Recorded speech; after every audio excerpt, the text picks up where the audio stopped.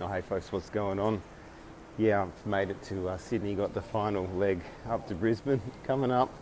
But yeah, folks, it's been 5 days, 5 days since I left Mexico. And anyway, so I get through to Sydney, get to customs, and you've got to scan your passport in, and this little card comes out. And you got your card, and then you go through to the checkpoint thingy and stick your card in, and you get the green light normally. Anyway, I stick mine in, and it starts flashing red. I'm like, oh, here we go, here we go. They're like, I'll come over this way. So I go through and come around, and then this customs officer comes up to me. He's like, oh, so where have you been? Where are you going? Starts asking me lots of questions. He was actually a lovely bloke. And he's like, oh, we're chatting away. He's like, oh, have you kind of got any have you done anything, or you got any problems with the police going on, or have you, I'm like, oh, I know what's going on. So I started telling him the story, what's happening with the bank accounts and the Office of Fair Trading and the media and all the garbage they published about, those allegations in the chat, linking to Queensland and so on. And he was like, oh, right, I get it. And then I told him about the other naughty little trolls that have been spreading misinformation to all the authorities. I'll tell you, those trolls better be careful, because they're starting to waste a lot of people's time. But anyway, I spent about 45 minutes with them, and then I started telling them the stories about what happened up there with the floods, the flood relief, why the bank accounts are frozen, and upcoming court cases, how the community rallied together. Showed him the rescue of DJ, and he was like, oh wow, this is awesome. And then by then there was like 3 of them there just sort of sharing the story. And they actually had to take my phone. They said, oh look, we've got to take your phone, have a look at it in a private room. And look folks, what am I going to do? Kick up a stink? Like, I could have if I wanted to, but I said, look, why do you need to take it? And they said, look, it's just protocol. If you have come through as a red flag, we just got to make sure there's no images in there relating to any child trafficking.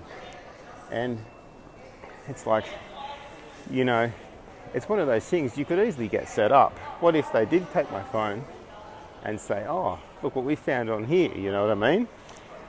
But I had to sort of use my judgment, my discernment, my feeling around them. They all seemed very genuine. The border officials that I dealt with today, they weren't hostile at all. I said, look guys, I'm happy to cooperate in whatever way necessary. I just want to get home. I've been doing this for 5 days. So yeah, they went through everything with a fine-tooth comb, and I guess that's what this is all about, folks. When you've got nothing to hide, you've got nothing to worry about. And I said to the guy, I said, oh, what made you stop me? He said, oh yeah, look, a couple of red flags came up on our system. But he said, straight away by your body language, I knew there wasn't going to be a problem. And I thought that was interesting as well, because obviously they're well trained in how to read people and so on. So anyway, folks, another adventure, and it's just one of those things. But I tell you, sometimes the best thing about travel is actually how much it makes you appreciate Australia. What an incredible country we have. And it just makes me think, like, if it's still this good despite all of the absolutely disgraceful leadership we've had over the last I don't know how many years. But imagine what this country would look like with incredible leaders. I was thinking the same thing in the US as well. I flew in over LA, and it's just the most massive city, 20 million people. The place is huge. And for the most part, like, it still functions well, still functions, it's still thriving in parts. And all under such horrifying leadership under Newsom and Biden, it still manages to do well. Like, can you imagine what human civilization, what countries, what cities, what communities are capable of with good leadership and the right people actually coordinating humans and leading them in the right direction?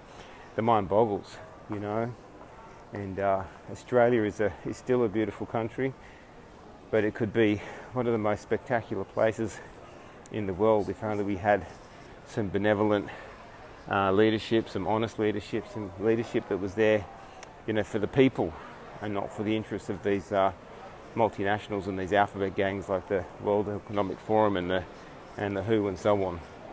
Can you just imagine that? Anyway, that's my thought for the day. The final leg is upon us. I've had 3 cancelled flights. I'm sure I won't get one more. I think these things come in threes, right? Anyway, folks, appreciate you all. It's been a great trip. Got heaps to update on soon.